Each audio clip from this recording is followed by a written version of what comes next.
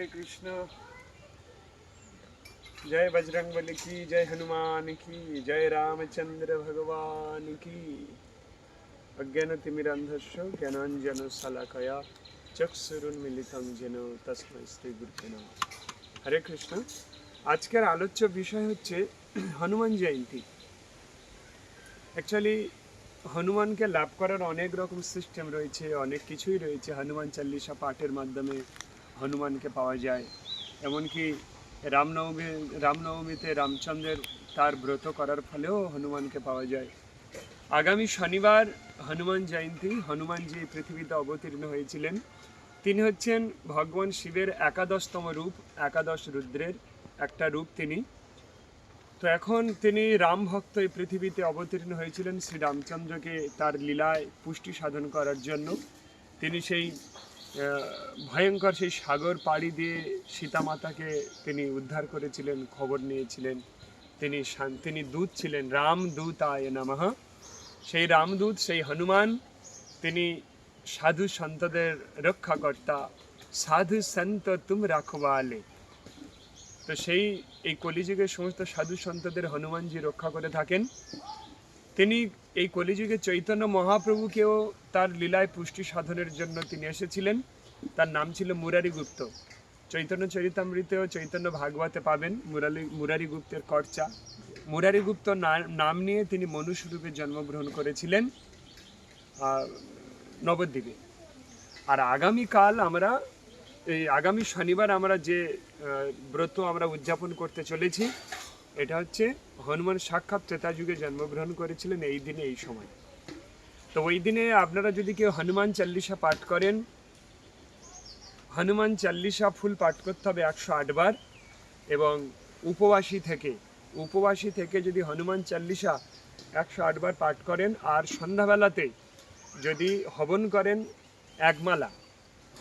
যদি 108 বার হনুমান চল্লিশাতে, তাহলে কিন্তু আপনার জীবন অবশ্যই ধন্য হবে এবং হনুমানজিকে আপনি দর্শনও পেতে পারেন। হনুমানজির কৃপা আপনার উপর বর্ষিত হতে পারে। তো আগামী শনিবার দিন তাই আমাদের এখানে বিশেষ এক যজ্ঞ হবে, সন্ধ্যাবেলা থেকে হবে। সেই যজ্ঞে অফলাইন এবং অনলাইনেও সবাই দেখতে পাবে।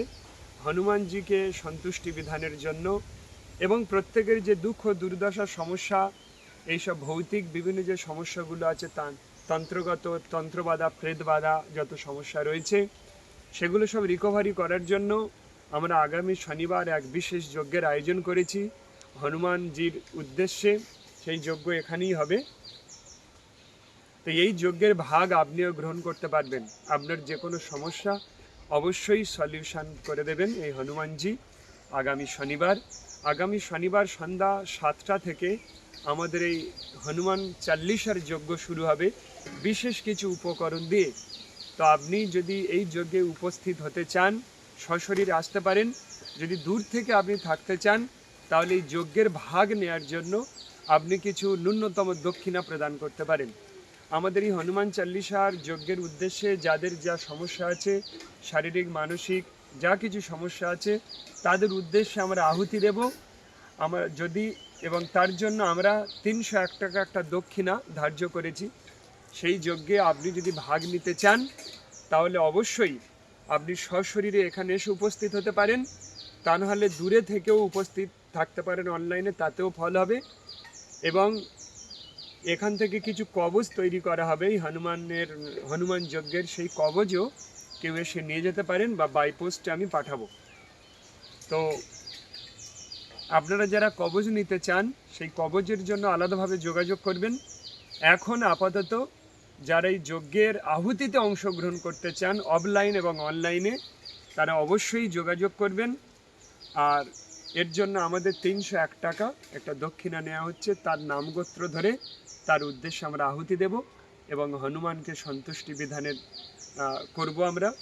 তা সেই জন্য সবাইকে আমরা অনুরোধ করি, এই মহতি যজ্ঞে অংশগ্রহণ করে আপনার জীবনের সমস্ত দুঃখ থেকে আপনি নিজেই রক্ষা পান। হরে কৃষ্ণ।